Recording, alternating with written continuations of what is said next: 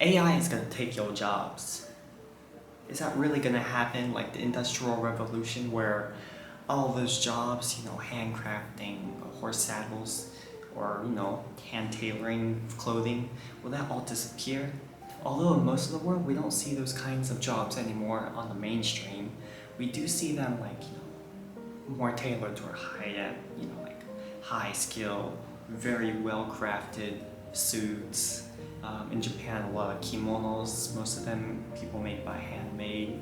Because those kinds of things are made tailored for that one specific person instead of the mass market, which you could just use a robot or a machine. But is that something we need to be worried about as a computer technology related student or worker?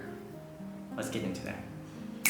Howdy y'all, my name is Louis and this is Lou Bites Channel. Today I decided to go more into how to create better content, better resources. And I was like, why not use AI for that? So we're gonna lightly go over what exactly is AI, strengths and weaknesses of AI, impacts on work life, how people think their processes toward AI, and probably what it will become in the future. Cultural impacts, probably it'll be very different from Japan, China, or America. I spent countless hours researching this thing. I was supposed to be studying for school, but I felt so intrigued with this. And also it's partially my school. But you see a trend in almost any country where they're replacing, cell phone dialer people, like insurance companies. In Japan, that went on the news where this big insurance company in Japan, just all the cell phone people, a few big supercomputer AIs. We also know that probably, all your cell phone companies will also be transitioning to AI in the future. Like you call, I think AT&T, you usually hear someone from India. If you contact someone from usually T-Mobile, I usually get someone that sounds kind of like Midwestern. I call some credit card companies, almost always I hear some very South Asian accent. Most likely in the future, you're gonna see people in hospitals, instead of going up to a doctor every time, they'll just use an AI with a bunch of scanner sensors. You go into a tube or walk through a hallway and it'll do all your scannings and give out what exactly is wrong or what you can fix to better yourself. For maintenance, most likely in the future, you won't have to worry about that because you don't even have to go to the dealership, because your car will tell you, hey, this is wrong. When you want a new car, and probably when you need to check your sensors to make sure they're functioning correctly. So that brings me into the topic of what exactly am I doing? So I want to create an AI-based kimono line. I'm very curious on what kinds of things I can do for fusions. I want to respect, the basic shape of it, not too tightly about that. I don't really care about that too much. I do wear kimonos and yukatas a lot. Something I'm very big on is I want it to be breathable, so you let air in and out. That's right about it. Everything else I'm okay with. Because in Texas it gets 110 degrees for the past month, 2 months now? Where are we? 2 more months. It's about 4, almost 5 months of 100-something degree weather. That's for Celsius, about 42 degrees Celsius. Almost 43. So I also want to be able to make kimonos that look nice, fancy, but I want to be able to create some kind of visual thing that people could look at and be like, oh, I like that. Ooh, that's a good thing. And they'll actually start creating it. So let's get into what exactly is AI, how it functions, just for a quick, brief explanation. So most AIs nowadays that use generation, algorithm that takes a bunch of photographs from the online and takes a text that was assigned to those photographs when people, oh, this is a red shirt, or you could be like, this is a cat. And when you type in the generator or the algorithm to translate, so you type in green dog riding bicycle, Van Gogh style, then it'll take those little specific slices. It'll take specific slices from that sentence and merge all those together. Or I guess you could say create a new one. Limitations is probably if someone incorrectly labels something, it's gonna have that incorrectly labeled something, and whenever you type in, let's say someone put a cat, and that's really a picture of a plane, and you write, I want a blue cat, and you're gonna get a blue plane. Yeah. If you don't word it correctly, The computer is only a robot, so there's only so much you could do about that. I would say just test it out, find different ways, or you could build your own AI. Impact-wise, I believe this is very important, especially on the work, how people think about it, and upon culture. Work-wise, it's going to take away a lot of jobs. A lot of jobs won't be necessary anymore, and that would open up a lot of people.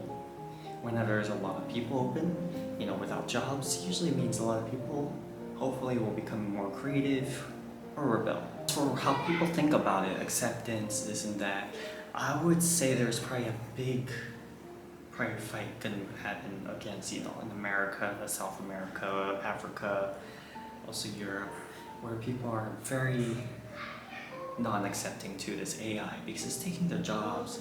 It means they're gonna have to learn something new and they couldn't rely on whatever they had before. That will probably be something hopefully peaceful. But you'll probably also see a lot of angry people about that. As for countries like Japan, we'll probably see a very big acceptance, or maybe like Italy, where the population is not enough to continue running. And it's projected to, I believe, dwindle about 70 million people in the next 20 years, which is crazy to think about it because there are about 130 million people right now. So it's about, half, 70, 60 million people are just gonna go poof and die. Which is a little sad and depressing when you think about it.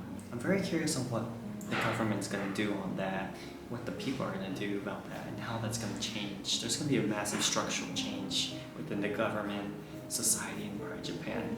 It will probably be because of that higher acceptance of robots, because in Japan we already have a lot of TV shows, children's anime that I watched since I was little, since my parents were little, where there's a lot of robotics within AI that help assist people with everything over their daily lives, and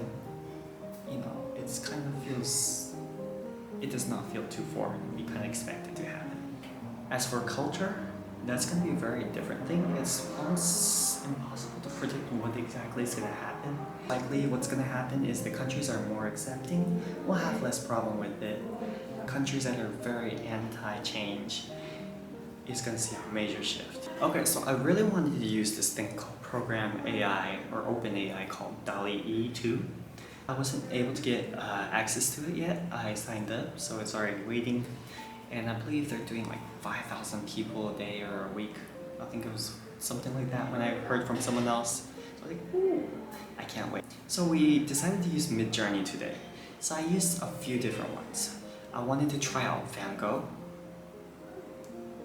And we also did Frida Kahlo. Very interesting seeing how AI picks up the phrases I put in there. I'm going to read from the screen so it's easier for me. So one of them, I was like, Frida Kahlo was a fashion designer designing the traditional Japanese kimono. And I was like, oh, that's pretty close. That's not bad. I'm very intrigued by this coloration I see. Within the hair, used the traditional painting style, or the textures. On the top right, you see, let's see, Journey utilizes Discord to actually be the interface for you to access the program. Very interesting to see how other people, because you're typing it in and other people type it in at the same time. I would suggest if you ever use it, scroll all the way to the down when you're ready. Make sure on the newest one, type it in, and once you see it pop up, scroll to that position so it doesn't move. And just wait a few minutes and it should finally load up and preload. This one is very pretty. I really liked it. The concert orchestra theater in Red Sky. I was like, oh, that would be a fun thing to recreate in real life. I mean, it came out, it's close. It's the maybe it's the traditional Polish that kind of offer it. Maybe the word traditional that kind of offer it, except for traditional Japanese and traditional Polish. The Van Gogh, that one was actually pretty. I really liked it. I wrote traditional kimono, Van Gogh, runway photorealistic. So it was much better than all the other ones. And do y'all have a favorite one out of all the ones I have? So current status, I will be making a quick social media account on Instagram. Please follow it. It'll probably sound like Blue by Kimonos. It'll probably be something like Blue by Kimono. As for creating a physical product, I believe I want to play with AI more. I want to develop a little following on Instagram, and actually be able to create, simple products that people may be able to buy on demand. Some things need to be said about copyright issues. Those things are kind of very line things. So I may take, the pictures or the AI generated things out where I had to take that and actually create it as my own thing, because copyright of non-dead people is very problematic. So it can cause a lot of problems, especially if they want something done correctly. But hey, we were able to create a kimono that was influenced by Van Gogh. Yay. And my favorite one, by the way, is the blue one, with an open line spider doodling background of the red one. Oh, bless up.